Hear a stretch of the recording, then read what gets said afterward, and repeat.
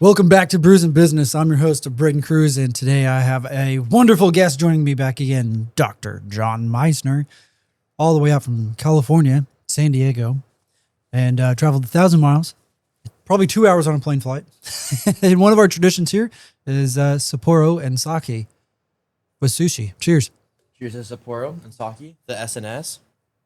Not shit and shave, but drink and talk. Thank you to In the Raw. Make sure you're using that microphone there. I was going to say, I need to pull it a little closer. Thank you to In the Raw for the sushi. And for the sake, swap me bottles because I chose the other one. No, I'll choose this one. This one's fine. I don't know how to pronounce this. Hakatsuri?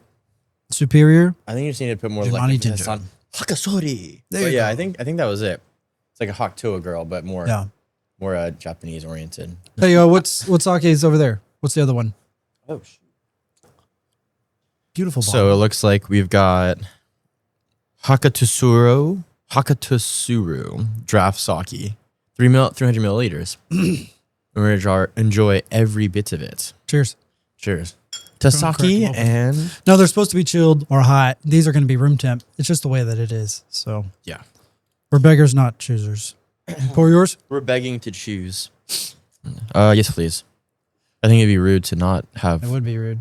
Two sakis together. So, what's going on in life and in business?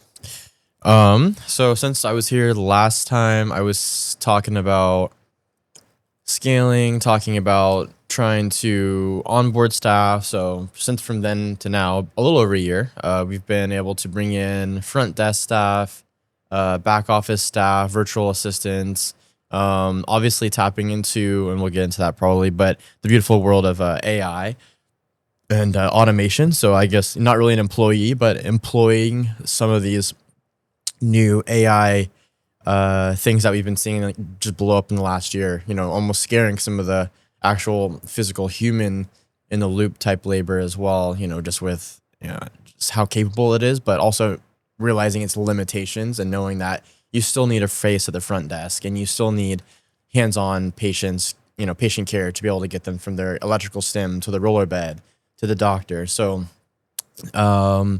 implementing those systems in place has been pretty much the last year, and just trying to make sure that things are running, essentially trying to build a machine, build something that's just going to be able to turn, and you've probably experienced that too. Just make sure it's on all four wheels and it's rolling and it's generating, and if not, shift and pivot. And I'm sure we'll talk a little bit about that too with you, but it's a lot of work. It is. It's a lot of work. I think the misunderstanding with some of the AI stuff is that it's like makes it difficult for a lot of people to get used to it and build it. Is it requires them to build like process. Like it's very, very process oriented. Do this, then that. Here are the guidelines. Here's the knowledge base. Update the knowledge base. Test it out. Figure out where the gaps are at. Sometimes it'll send out a message at 2 o'clock in the morning. You're like, okay, well now I need to give it parameters to only message customers between business hours or a few hours before, a few hours after, or whatever. And that knowledge base too is also really important. So like that PDF guide that I made, that should be in part of like your knowledge base. Or if it's incorrect, then take that, upload it, tell it to like, hey, adjust the knowledge base by blank, blank, blank, and export a new PDF. And I figured out using AI for me is if I have a PDF that has like everything about the business that I can possibly provide it with, of course that can be like public, starting with like general business information, name, hours, address, phone number, categories. Then it goes into like customer demographics, customer profiles, people I serve. Then it goes into the services I provide and maybe like some of the upsell opportunities or things like that, or how they work together. Then it goes into like maybe packages and pricing, right? Then we might move into like some about us stuff, mission, vision, core values, common terminologies, customer pain points, unique selling propositions, the call to actions and stuff, right? So like when we create our voice agents or conversation agents, like they're able to use that knowledge base and go, okay, this is how you have customers speak with you guys, right? This is how the conversations that you guys have. And this is how I need to tailor the conversations that I have as an agent with the customer, right? And it takes some fine tuning too, because I think that when you first deploy, like you said, you're going to run into those initial hiccups. So I always say when in doubt, like test it out, and I've actually made the mistake of making changes with my vibe coding software where it'll send it out, like you said, at 2:00 in the morning.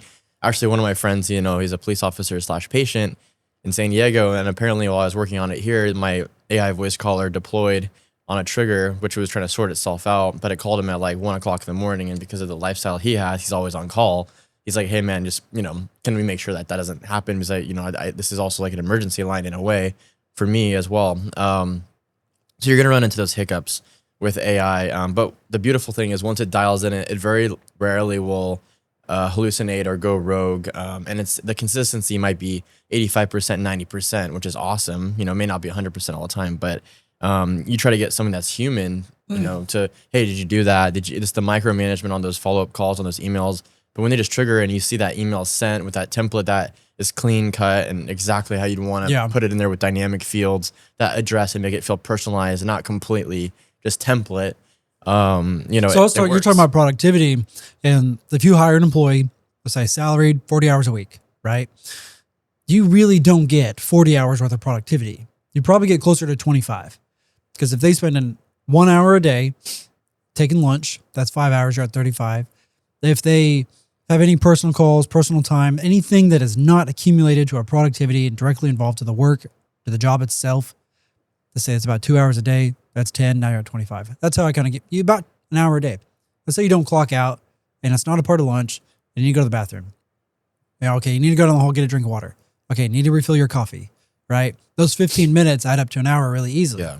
So an hour a day is really easy. So I think somewhere between 25 to 30 hours is what you get, which isn't anywhere near 80%. So if you're comparing like employees of like an AI compared to a human, you get closer to like 60% productivity. Yeah. Right? So that extra 20% or 25%, 30% can make a huge difference. And also like what you're saying, like where you find the cycle that's broken in the step of the process, you know exactly what's not working, when it's not working, where it's not working, how it's not working. And then you're able to modify it and make it easier, right?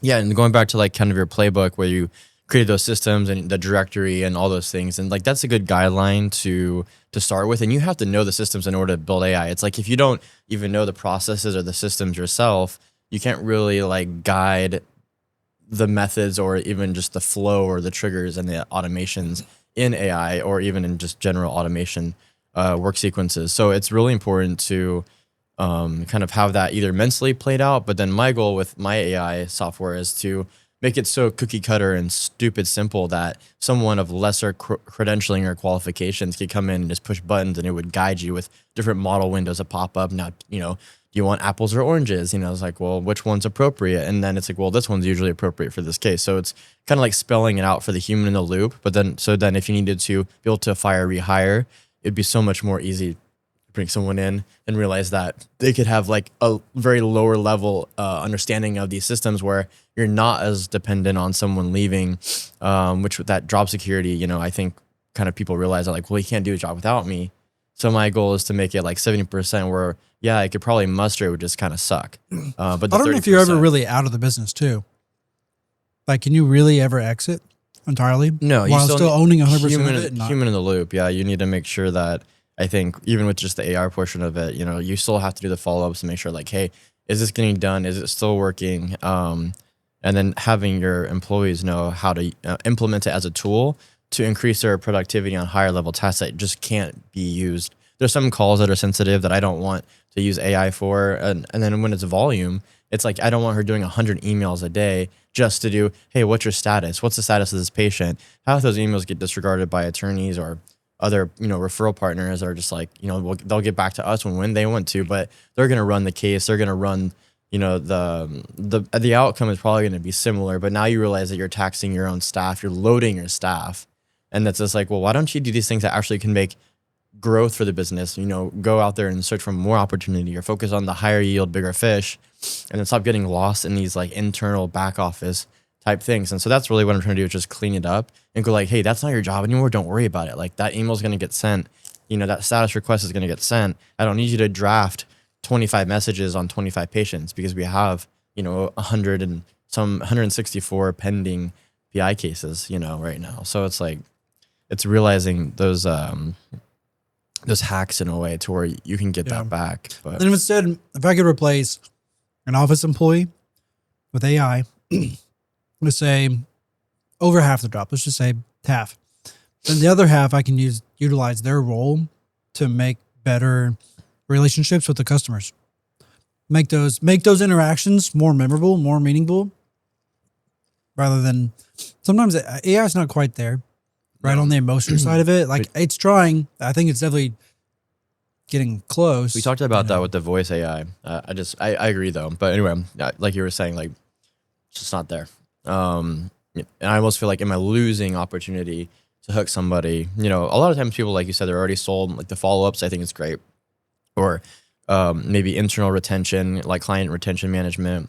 It's decent. But if you're trying to do like an initial like cold sale opportunity, it's like lack of security. But I don't want to just trust the AI to totally handle that call and lock down the sale.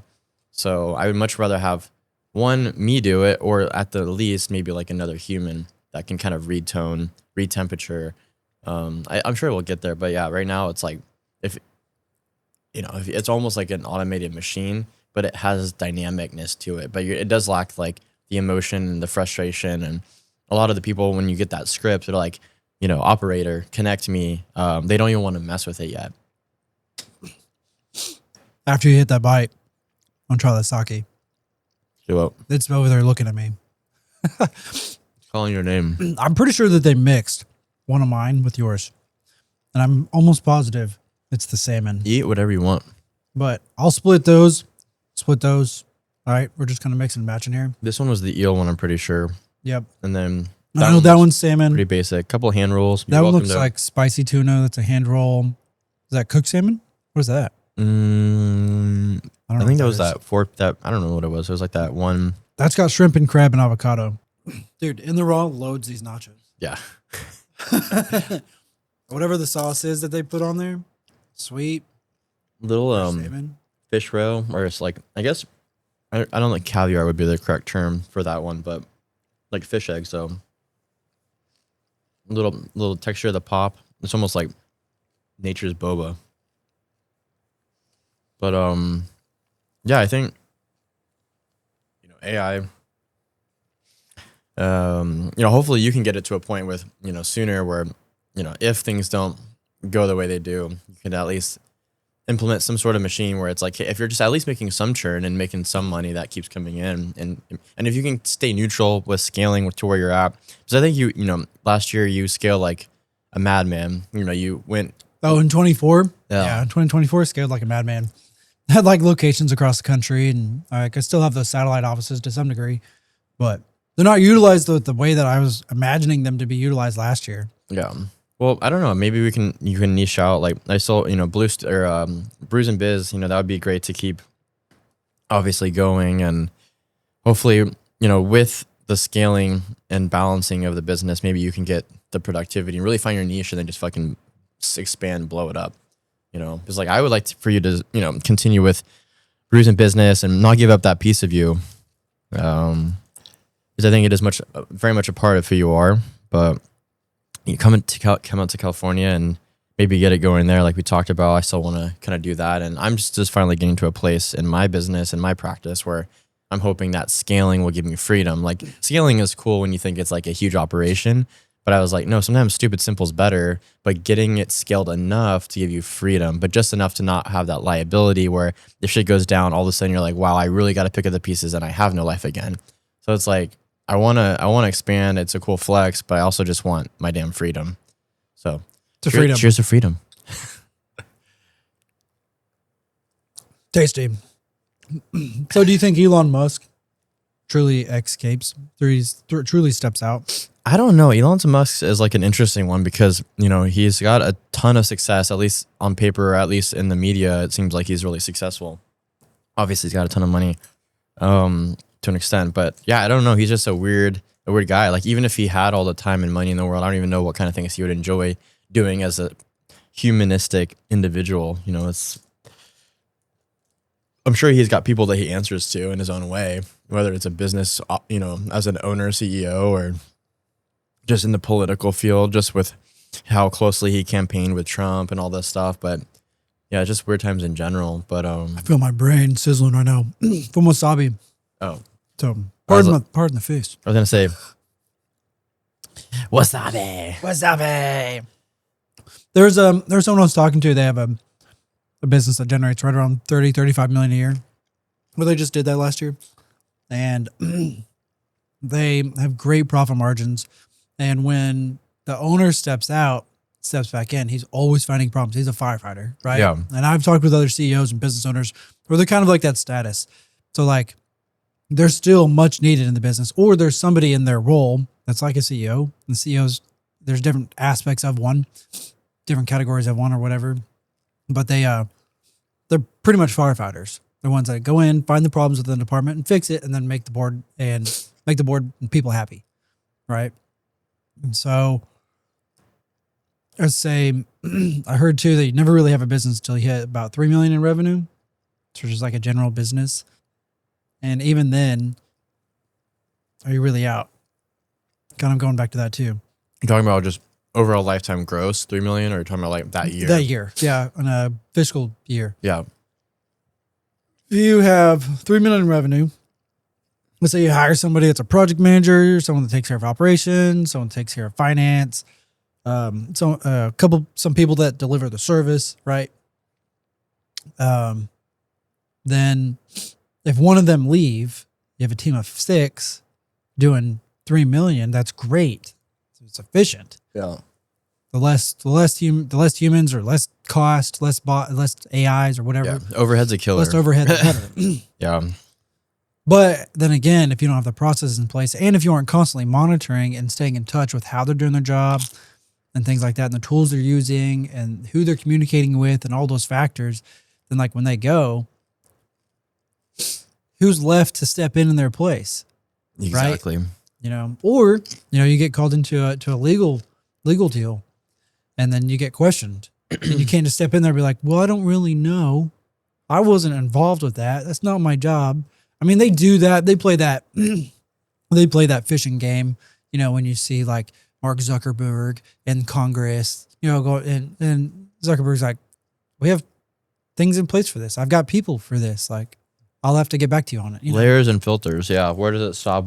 How far up the chain did it go before you can start claiming liability?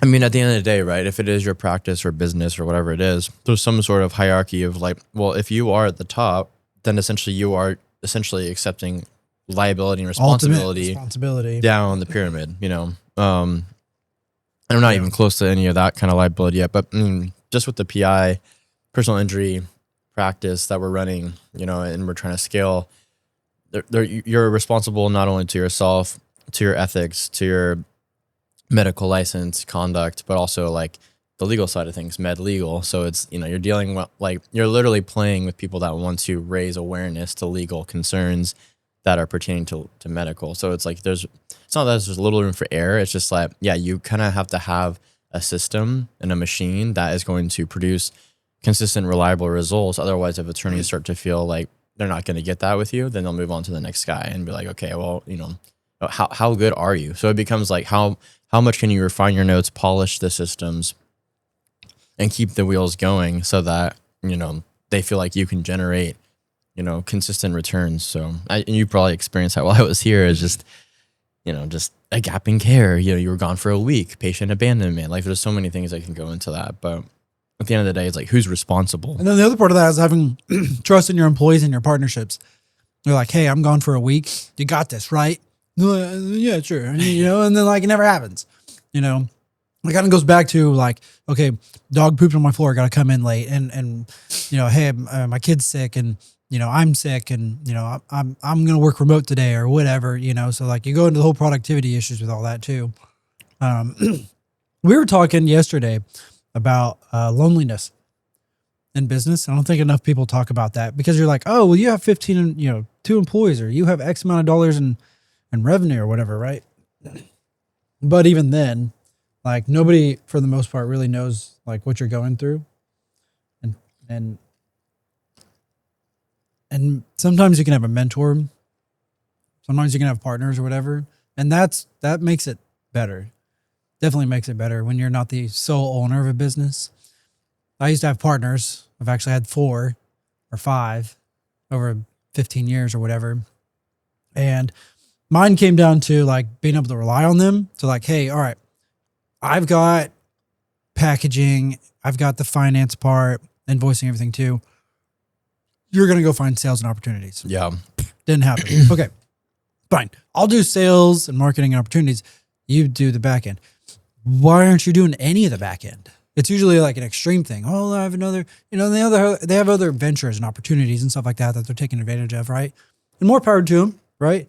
They spread themselves too thin and then they don't commit, Yeah, I think that, it takes equal skin in the game to feel like, hey, this is really, it's one thing to say like you're going to show up every day and then just not perform or be like, yeah, if it tanks, it's not really my problem. I think that's like going back to like partner ownership, your baby, your success, it's a do or die situation. And that's how you feel. Like you were saying, it's lonely at the top. Yeah, it's do or die. Like, and then on top of that, it's not just you anymore, because when you do scale, you're like, I have to pay this person, that person, and this person are all expecting me to pay X amount of dollars, no matter what the performance was that week. But what was the performance that week? And then you go, well, did you care about the performance that week? Because ultimately, your check is going to come off of our performance. So if we're dwindling and we're dying and you're not managing that or even caring that we're dying, you should be concerned. That should be threatening to your job. I cannot employ you. You will not have a job. But they don't really see that. So it's like they don't really see that. They see like their task is to wake up, brush their hair, brush their teeth, hopefully, floss, shower, drive, check in, clock in, go home. Their life resumes. So that window of opportunities is like, just do these X, Y, and Z tasks. But do they make it personable? Do they make it important? They probably know that if I'm going to get yelled at. It's like they do just enough not to get fired. Yeah. And so where's the pride in the workmanship? We're talking about like none. Where's the outcome is same as the the income and the outcome are the same. It's like I show up, I put 8 hours in, I get this much per hour, and nothing changes. So how much can I like deviate without getting in trouble? It's like it's not. They don't take it. There's no like, oh wow, like if we can get to the next level, then that'll be great for the business and that'll make my employer really happy. So people are money or motivated. Just do a good job. Yeah. How about just taking pride and doing a good job? Unfortunately, I think there does have to be a financial incentive, and I'm finding that like bonuses, even just like with the reviews, like hey, X person name, like can you start asking patients if they'd be willing to leave a review while they're sitting in the waiting room? Like there's incentive there. Like would you? I think we get more patients if we could increase our Google review page, and we have about 50 patients a week. Same patients, but on the schedule, that's 50 reviews. But if we haven't moved the needle in reviews in 6 months and there's one new review, why haven't we asked for more reviews? Well, I mentioned the idea, but did you think she's going to go home and take it personally and put it on paper and go, how do we make 3 more reviews in the next 6 months for Dr. John to be happy Leslie to grow the business? She does with her job. But she's probably watched you, and you've set the example, and she cared, right? Exactly. But that's far and few to find an employee like that. So I think skin in the game, financial reimbursement, kind of motivates the scaled positions, and then also the management. I think there are some people out there that pride themselves on being able to manage something, and like, yeah, like this is my fucking shit. And so like they pride themselves on their work ethic, kind of what you were saying. This is my department. Yeah, like this is my job. This is my project. Yeah, he hired me to know that I can make the merry-go go round. But that is going to come at a higher price tag for those people. But it might be worth it, because then you can truly maybe you could check out 80%, and then you could have them manage like 75%, and then you're still in the green. If you're in the green, and she's doing her job, as long as she doesn't disappear, take a sick day, go on vacation, or have some sort of like crisis, then you're probably fine. So I look at people, like some of my patients are pretty high profile patients in Coronado. They've got multiple businesses. They own part of like stadiums, like it's nuts. And so like, it's just fun. I love like going back to that. Like I know, it's mixed emotions on that, but just the business owner that comes in, the entrepreneur, the CEO. I love treating those guys because they're under stress constantly, as you know. And but we also exchange like connection, like wow, like yeah, my day's this is crazy. But then I realized I'm managing one business. This guy on my table face down right now, he's got like 40 businesses. And I go, I'm one man, he's one man. We have the same amount of time in the day. What's my excuse? And that's kind of always been my thing. It's like, what's my excuse? Like, if this guy can do 40 businesses, have 40 LLCs or S Corps or whatever, and then I'm talking about my tax problems. I'm like, oh God, like I have to figure this out, and the IRS is chasing me down because I might owe chump change in your eyes, but my eyes, it's catastrophic. So I think it goes back to like stress levels, how much exposure we are like to business, and then what your confidence levels are too. Because I think with you, like you've been in business way longer before I even got into practice, got into business as a chiropractor. So watching you, I was like, I don't have 40 businesses though. yeah, but that's the thing, right? It's like there's always a person that's like conditioned themselves, maybe not necessarily to abuse, but more, I don't know, but they scale in a way that works. I mean, and they still have a life, they have sanity, they have kids, including yourself. So it's kind of like interesting because you're like, like if this person can juggle, and I've had people backfire that on me and go like, bro, you're single in a way, like you have no kids, you're not married, your personal overhead's pretty low. What's your excuse? Like, what's your excuse? Because I'm doing wife, a kid, 3 kids. So what is it then? X, Y, and Z, right? So that's. So are you lazy? Yeah. Are you lazy? Well, Are you inefficient? Exactly. So those are the questions of, I think what you were saying, like it's alone at the top. Is your energy in the wrong place? That's probably the answer. Yeah. Exactly. Like where's your time and energy going? Yeah. That probably needs a deep analysis. Right? Like that's the only other answer. Yeah. Because like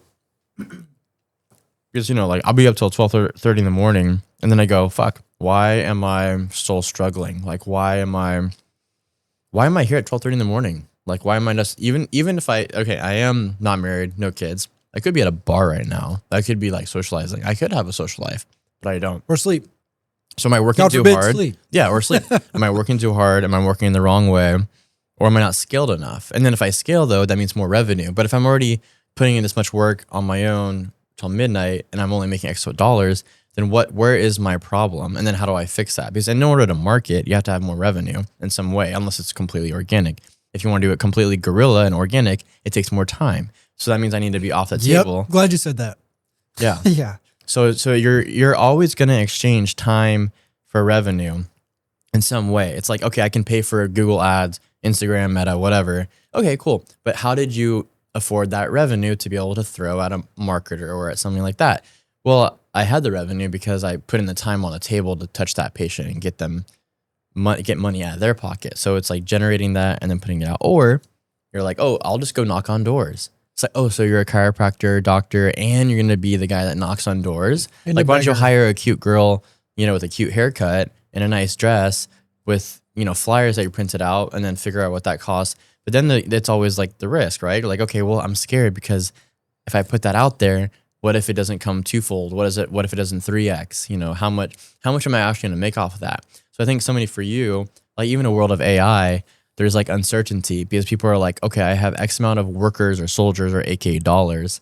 Like, how is this going to actually make me grow into something more comfortable / not that it's not even a greed thing either, right? So I think increasing revenue, people are like, oh, you just want to get richer. And like, wow, you bring in how many, like let's just say $100,000 a month as an example, right? It's like, yeah, but you realize that all gets spent in ways just to make the sun go round again. It's not that I'm putting that in my pocket, And so I think when I first got out of school and the chiro goes, you're like, oh, hey, you're going to make X amount of dollars, 40%. And I was all like, fuck this guy. He's giving me 40% and he's taking 60%. I'm like, I could go out there and do X, Y, and Z. But now that I look back, I'm like, damn, had I known some of these skills and tools I had staff, I had a front desk, I had software that I didn't pay for, I had rent and overhead covered. There was like no stress. The only thing I had to go do was figure out how to bring in patients. Yeah. And he's like, I'm providing a playground. Just go out there and do it. And I'm like, no, because I don't want to build this guy up. Like, why is he, blah, blah, blah, blah. Which is true. Then you go into liability and risk and reward, right? But if you still have a patient problem, then now you still have a customer lack of volume of customers. Yeah. or revenue. You still have a revenue problem. Yeah. Yeah. So that's kind of where like I'm at right now. It's just like, okay, so I've built the internal, I've worked on the AI, I'm trying to work on the systems, creating that machine. So now I just need to get players on the system or payers on the system. So, and that's kind of where marketing comes in, and you go, okay, now I need to look outwards and not just wait for internal, and even internal can be difficult because it's like, you can tell somebody they need chiropractic care or whatever service they need. Like, oh yeah, I did it once, it's like, well, I haven't seen you in 6 months, and you just play the whole like shopper game, right? People that you're like, okay, well, you know how much I paid for this marketing to get you in here? Oh, wasabi hit. Just like a little re-entry to reality with that wasabi. But Yeah, it is. actually, those are your chopsticks. Those are my chopsticks. Like over here being like savage, like with my hand. You made hand sushi rolls. with your hands? I was. It was a hand. Well, I got lost in the sauce. It was What a monster. It was a hand roll. So I just assumed the whole thing was by hand. Go for the hand, yeah. I am a chiropractor. Chiro and grab the whole thing by the means hand. So grip it. I do have he's going for really that good finesse. But yeah, I don't know. That's just, so the real question is like, how do you get more opportunity? What's your ROI? How do you manage the people that you already paid for? And then you feel like I have to be the one that makes these calls. I have to be the one that, really makes the sun go round. Because I asked, staff to do that. Like, hey, did you notice that like we had 5 patients fall off? No, I didn't notice that. Well, I did, but I had to go back and do that. Like, why can't you go back and do that? So that's, again, you might have to pay a little bit top dollar for someone that is caring enough to do that. I don't know. I pay 25, 30, 35 bucks an hour. I always have paid really good. That's really good. I mean, that's Yeah. better than California, and California has assumed higher, minimum wage. So when I pay that, I demand an expectation to where I don't care where you are. I want the job done. I want it done well. I want clients happy. And as long as the business is right now, like this has been my thing over the last few years, as long as it's either maintaining or growing, I'm happy. Yeah. You won't hear from me. Yeah. I don't Just care if your don't let it dog is die. sick and you come in 2 hours late. So long as I don't see that there's tasks that are overdue, people that aren't being communicated with, clients that are unhappy, and like I'm Damage going to have control. problems, Yeah. Which to me feels like a bare minimum expectation. Going back to the pride thing, it's like take pride in your job, take pride that you work here, and I served my employees when I had them. I served them. I made them coffees in the morning, coffees in the afternoon. I made sure that they were attended for and cared for. Like I said, the dog thing or whatever, like coming late, leaving early, you need to work remote today. Like it's fine. I was super flexible. Then I just got taken advantage of, oh, I got to get new truck tires today. And it's going to be, I got to drop off my truck and I got to be there, or whatever. Like it's cool. Like I'd be like, hey, it's cool. And then when it comes time for me to demand, it's like, whoa. I'm like, you asked of me. I allowed flexibility, which is one of the biggest things that I felt like I could have offered opposed to anybody else. Because you go to any other job, they're like you in the employee handbook, you're there 3 minutes past 8 o'clock, right up, right? You're late. Yeah. So I'm like, my window was 8 to 8:30. Show up. Like 8:30, clock hits at 8:30, you better be ready to roll. Like don't show up at 8:30, make your coffee, go take a shit, have a bowl of cereal, and at 9 o'clock open your laptop. Like, no, that's not what I'm talking about. Like you be ready to roll at 8:30. Yeah. I don't care if you do it at a coffee shop or at home. You're on a FaceTime Zoom call if needed. Yeah. With my virtual assistant, I've had some hiccups and stuff, whether it was like her trying to like renew visas or, getting married and having her, virtual boyfriend coming out, now fiance, now husband. But it's like literally like, hey, sorry, doc. I'm on an island right now and we're having this month-long honeymoon because we finally met each other. And I'm like, are you serious? You're clocking in. I'm still paying you the same amount. But like with you, you show those appreciations and you go, look, I'm going to still make sure that X amount of dollars is in your bank account. That you're taken care of. Every week before myself that you're taking care of. But the performance needs to be there. Like if I didn't show up and treat the patients and I just decided that I'm going to ghost on you, sorry, virtual assistant, or sorry, whoever, I'm going to go for a month and not treat patients. I'm really sorry about that. I know it's kind of inconvenient, but we're not going to have any revenue coming in for the next month because I just decided not to do my job. Do you mind just put it on pause for a month because we're at zero at this point because I'm not going to do my job. Yeah. Like I showed up. So why can't you do the same? Yeah. And it's just like, and we're the owners, like we have no obligation to do anything other than succeed. But it's just like, but I showed up, and I do at 8 o'clock. I had a run-in with another, employee, and it was like a 2-hour fiasco. And I was like, and I only had her coming in at 9 o'clock. I start at 8. I'm already on patience, but starting at 9 o'clock for any job is awesome. Yeah. Like United States culture, we're not talking about Australia, European, none of that. United States culture, 8 o'clock. It's pretty standard. 8 is when I started. Or for a lot of people, for even more people, they do the shift work, 7 to 11, 11 to 7, so on and so forth. With a 3-hour lunch break. No. With a, maybe 1 hour lunch break if you're lucky. Yeah. Well, if you were doing 3-hour lunch breaks and she was starting at 9 o'clock and then it was like, rolling in 15 minutes late, and I was like, and I was already there with tension, with performance-based issues that I was apparently hiring her for. So ran into some hiccups and I was like, you know what? 9 o'clock became 8 o'clock. I'm here at 8. Oh, you're here at 8? Yeah, I've already seen 4 patients. While you're trying to like just make sure your hair is finally drying and you've walking in with your Starbucks coffee in hand, which tells me you had enough time to run through a drive-through. So you can be not inconvenienced. Yeah. You can be comfortable. And I was like, don't fuck me in the process. It only cost me a few extra dollars to not be inconvenienced. I'll pay that. So now she's coming in at 8 o'clock. And I'm like, how's it feel? Because I'm doing it and I don't need to. So, but yeah, so I know. Part of me is like the humble side of it, to where I'm like, oh, I don't want to be like I'm better than everybody else. Right? It's but not to even some degree that, you need to be though. To some degree you're like, no, I am better than everybody else here. I am the boss. I put in the sweat equity into this shit to get to where I am to be able to hire you. Do you think they go on the computer at 12:30 in the morning and are like, oh, how can I figure this shit out? No, that's your job. No. And it's just like, yeah. So during the day, I don't want to deal with this shit. That is on you. That's why I hired you. That's the original conversation that we had. Yeah. Are you done with your Sapporo? Almost. I think 3 sips away. Because I'm going to get this in the mic. We'll do the same now time. I'm ready. My body is ready. There's that one. I like the lineup here. Do you like the lineup? It's so you like how I have the Sapporo, the sake, the water, and then the coconut water behind it? I saw that. I was like, it's very strategic. All right, hold it up. Right here. 1, 2. Sapporo. Cheers. Cheers, man. Love you. Love you too, man. Keep grinding. I'm excited for the next steps.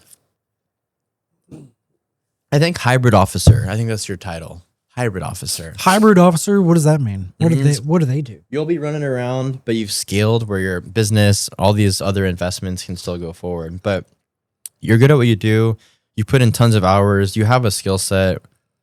You've watched enough Hormozy and I want to see you. I want to see you win, like whether it's marketing or not, but I think even just investing in other businesses like you're talking about, not a bad idea. In chiropractic, even as a whole, like I always talk about that, but you're kind of like stuck on what but for me, I've talked to other people that are really good at running businesses, wellness spaces, spas, that literally go, oh, I don't think there's much money in chiropractic. And they're making money off of tons of different wellness concepts, facials. And they've done about 100 different locations and properties over the last year. And they've kind of mentored me a little bit. But it just kind of like makes you realize that, yeah, if marketing is all you've done and known, and this is kind of like the niche you built yourself in, pivoting, there's tons of money in other industries. And I think you have a good idea of being like a consultant, because you're good at business. Like if you're good at marketing, that's like 80% of the business. If you're really good at marketing, you understand the business part of marketing, not just the creative part. Yeah. Right. And I think that's the difference too. It's understanding marketing, but it's also understanding the fact that marketing is so necessary for business. And I don't think enough people understand that, like going back to AI, that yes, it has its place, but it doesn't have organization and trajectory. It doesn't know where it wants to go unless it's guided. It doesn't have the heart. Yeah. Well, the human connection. There's heart. And I think that, heart, let's just use heart as an example. Like, I think there's a popularity vote as you've seen on social media, which I think is a bunch of smoke screen and mirrors. I think half these millennials, Gen Zers, like, I don't think they're making money. I think it's just, they're portraying themselves in a certain way. I don't think it is what it is.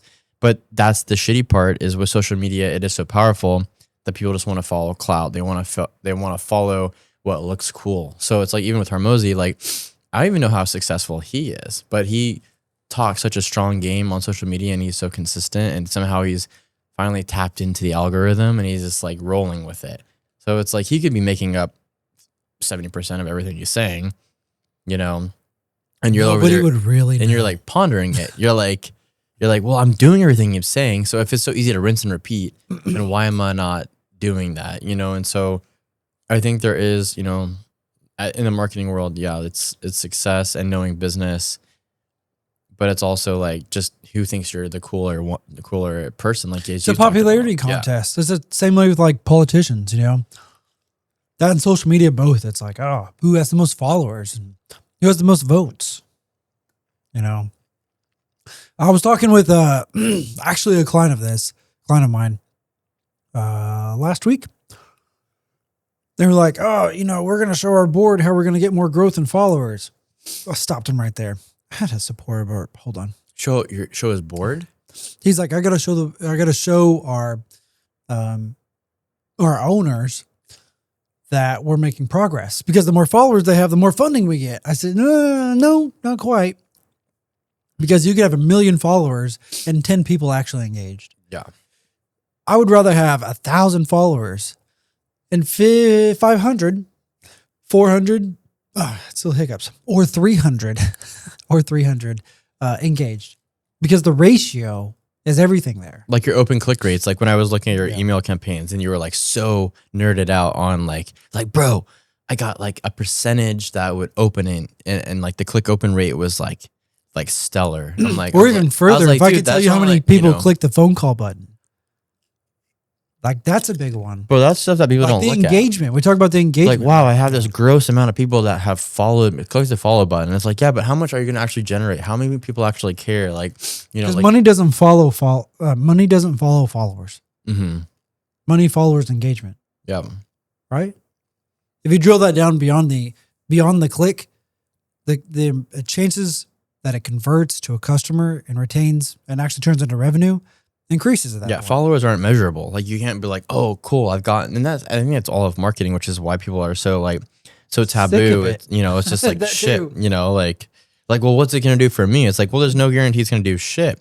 But if you're not doing it, your competitors are, and you're doing less than what they're doing. So you're not as competitive, period. So, I think there's powerful tools and outcomes with social media, but you have to know, like you said, the statistics on the actuality of it. Like, you need to kind of read through the fluff and through the line, like between the lines. A few years ago, I had a client that they had a business potential deal opportunity, 7 figures, huge deal. They lost it. The reason, then they asked them why didn't they choose them? The prospect said, we didn't think that you're a legit business because you only have 4 followers on Facebook.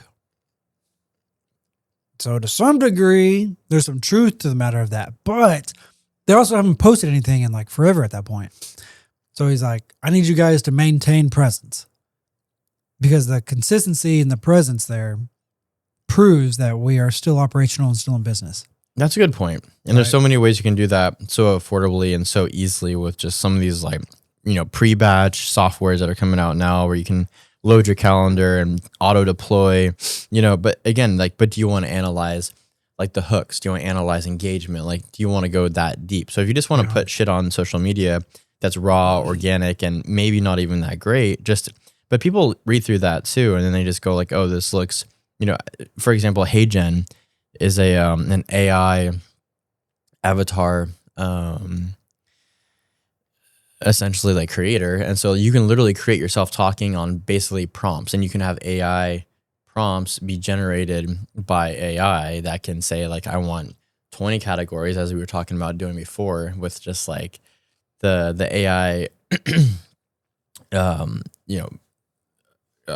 content like topic list, and you can have it pump into an avatar, and then all of a sudden I'm animated John doing all 20 of those things, talking in my scrubs as I am, and it's pretty good. It's like 70% good, but then you can just have that pump into an auto deployer, and then just be like, boom, every day animated Hey Jen John comes out and talks about, but then there's lack of trust because it doesn't look organic enough. Yeah. So going back to AI being consistent and being believable, they want raw, they want believable, but they also want consistent, like you were saying, like, well, you're quiet. Are you real? It's like, yeah, I'm real. Just because I don't have a reel doesn't mean I'm not real. But yeah, I don't know. So there's definitely a balance to it. But how much energy does that take? I don't think it has to take a lot. But I mean, the layman starting any lawnmower business, blah blah blah, they haven't gone through all those things to look at like, how can I really optimize my potential with social media? But then again, like, I feel like the algorithm's changing constantly. Is it even as powerful as it was pre-COVID? Because I remember running an ad on COVID, people were just blowing me up. And now you run an ad and you feel like you're not getting much of a response at all.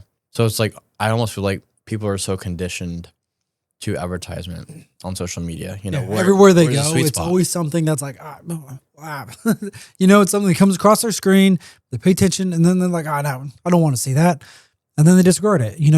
During TV commercials, unless it's the Super Bowl, but TV commercials, like, what are people doing? They're just getting on their phone, scrolling through Facebook or Instagram or TikTok or Snapchat or whatever it is, right? They're not watching the commercials, right?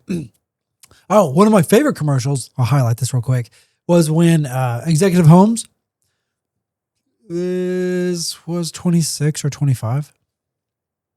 They put the Windows XP screensaver where it just bounced. And inside it had the Executive Homes logo with a QR code. Yeah. And just bounced around the screen. The whole thing went quiet for 30 seconds. They paid like $7 million for that. I thought that was a great idea. Because they're like, why'd the TV stop? It throws you off. It throws you off. And it gave you enough time to react to it, grab your phone, and hopefully scan it. All right, because a lot of times you get those QR codes on TVs and they show you at the end. And it lasts like 5 seconds. And you're like, I don't have enough time to scan that QR code. Like, okay, I got my call to action. Scan the QR code now. Oh, it's gone. Try to pull your phone out. Actually, yeah. And that is kind of a genius thing because it goes against the grain. They're like, there must be a malfunction in my TV, which is important to me because I'm trying to get back after this, whatever bullshit ad was. I want to get back into whatever I was watching and pertinent to. I remember hearing about that. But, a lot of times people will come to me and they'll go, whatever business and marketing stuff that they say. But they think that I'm like this guy with this magic wand that's all of a sudden going to go fix everything. I think I flicked some sushi up on my head. Did you see it? Yeah, it was. I'm this guy with this magic wand that's going to, bam, you're fixed. I made your business happen. When they really aren't ready for whatever kind of growth. Even if you blew them up, I think their systems in place probably aren't even ready for what you could do to it. So it's like they look to you as a solution, as like, I'm failing, ergo Braden's going to be my savior and he's promised me the world. But sometimes they may be ready, but the market is not.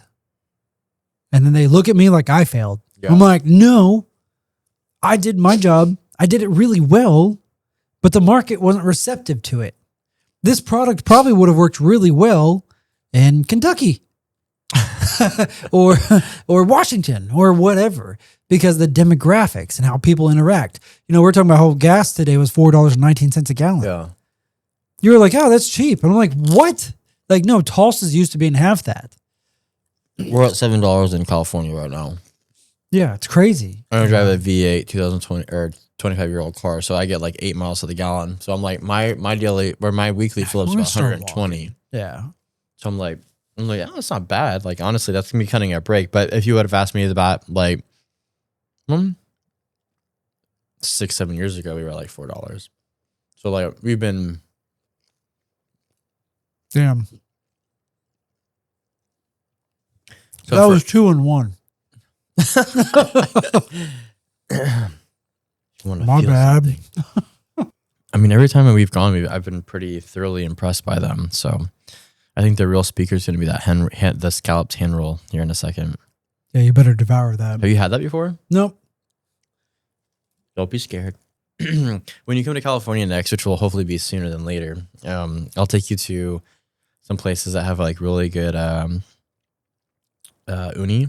So it's like a sea urchin, but it can be extremely fishy if not done well. So you want to get really good uni, but it's basically like this yellow little sliver of buttery sea urchin, but it's delicious. It's like butter basically, if done right.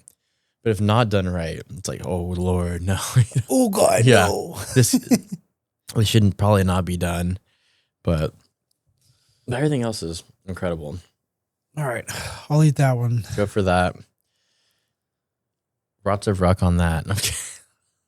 You don't want to eat that? No, eat it. Have some. I already did. I had a big fat bite. Eat it. I want you to eat it. No, that's yours. You ordered that. Yeah, I know, but now I'm like,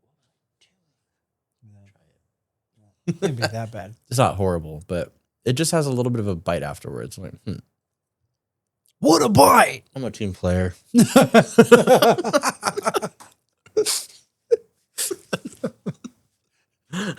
For those who don't know, John and I have been friends since 7th grade.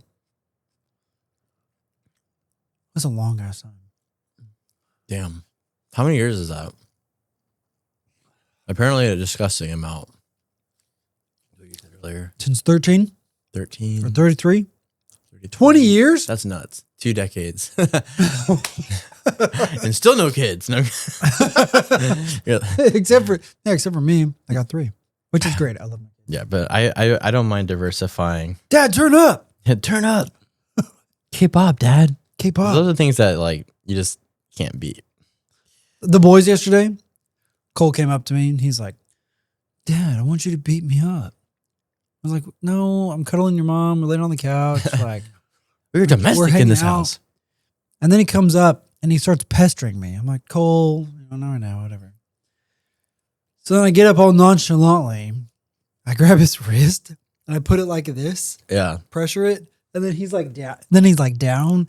And then I like bend his shoulder up. So then he goes down even more. And I'm like, he's like, you can't hurt me. I'm like, all right. They got to that point where they walk around with like this puffy chest. They're like, oh. I'm like, what are you going to do about it? I will put you up to that wall so fast. I trained for this moment. You're about to shit your pants. Are you ready? Right? And we're all out of Pampers. Yeah, that's one thing that I don't have, but it's a lot of work. And I honestly think if you're going to do any podcast, like you should be slightly intoxicated. Like, can you imagine just staring somebody inorganically in the face and be like, what do we talk about? Yeah, I do it all the time. Yeah. Like, and then there's some where you're like,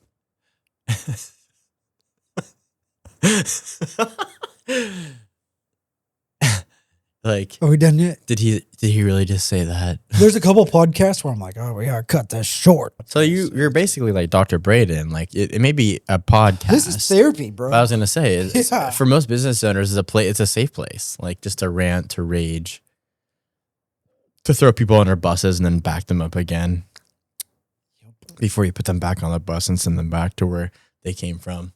All right. Some wrap up thoughts. Man, be another year before I see you. This will be episode. Actually, hopefully not. I mean, because like Alaska has a nonstop flight and it's like really affordable and there's no layover. What? So This will be episode 101. 101? Like in general or what? 101. Yeah, this will be 101 episode. How do you count that? How do you track it? Click up.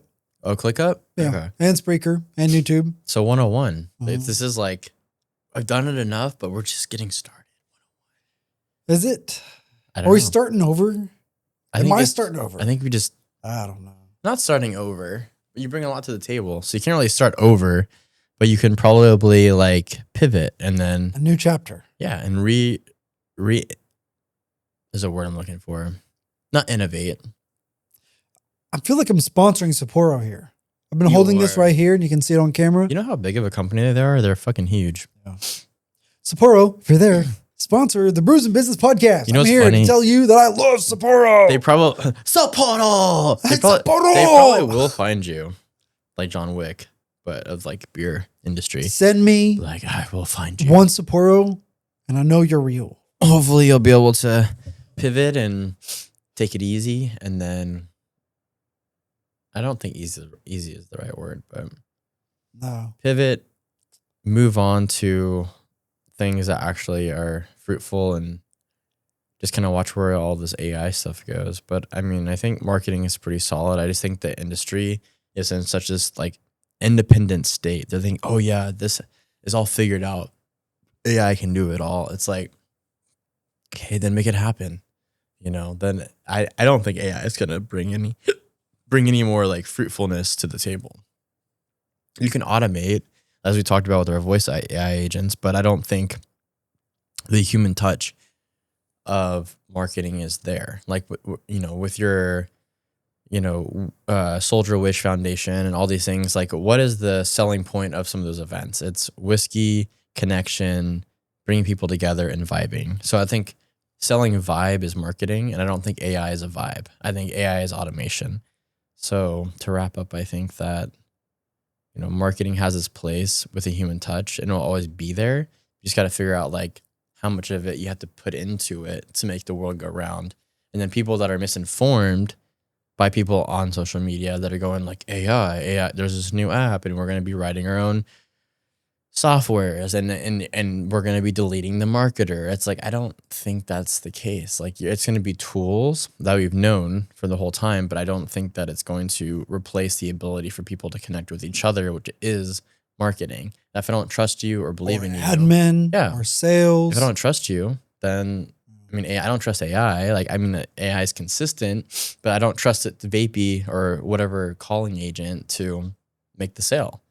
So like, it's like, well, I want to talk to a human, like transfer me. Like that's still very much today. So I think the people that are in business, the ones that you deal with, the general public still doesn't even want to deal with them. So you're like, okay, do you realize that like AI has its place, but it's not all of it? And if you want to go that route, you're going to find out really fast. Like it takes a human element.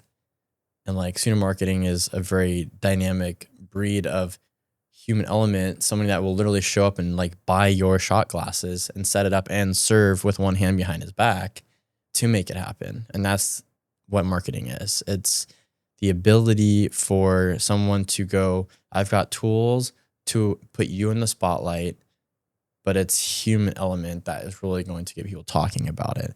So it's kind of cool. I think when you're pivoting, you'll see that a lot of these like, Soldier Wish Foundations, people that are there for a good time are going to still want like Braden Cruz and Sooner Marketing to be a part of it, not just to be like, oh, we deployed the AI agent, because it's not gonna get the results they're looking for. So I think it's gonna take a while for people to figure that out, because there's like this boom of like AI is gonna do it all, but it's not gonna do it all because it's gonna lack human element.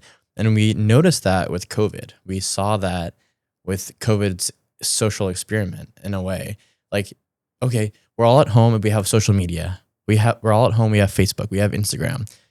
But we are at an all-time high for drug, substance abuse, depression, suicide. Like we saw the lack of human connection and how devastating it was during COVID. So now we're like, oh, AI is going to replace marketing. It's like this lack of human element. We are human. Fuck around and find out. You're going to see what happens. So give it some time, write it out, and pivot. But I think people will come back to the fold and be like, we still need the human element of marketing to approach people. And that, I think with like the event coordinating and all that, like you can never replace it. Like if you were like an AI robot or Tesla robot doing that whiskey tasting with John, they'd be like, this is fucking bullshit. I'm not connecting with a fucking robot. He might pretend to drink alcohol, but he's not buzzed. He's not fucking having fun. Like they want that connection. I think that's where you're gonna get people that that are worthwhile pulling money, like people that were there, the investors, that people, you had to figure out who's worth talking to, you know, like who's worth your time, like niche out and be like, okay, like, do you believe in our brand or just believe in what you read on what ChatGPT said that they could do for you? Because those are two different things. So, but selling somebody on that when they're already being brainwashed by the AI takeover, like that's going to be hard. So, It'll come around. Yeah. Just like vape did, just like marijuana did. Yeah. Just like .com did. Yeah, exactly. Yeah. So hold your ground, pivot, and then, but yeah, I think there's still room to bring it back, but we'll see. But what I know, I'm just a chiropractor. I pop spines for a living. Sapporo! Support your Sapporo.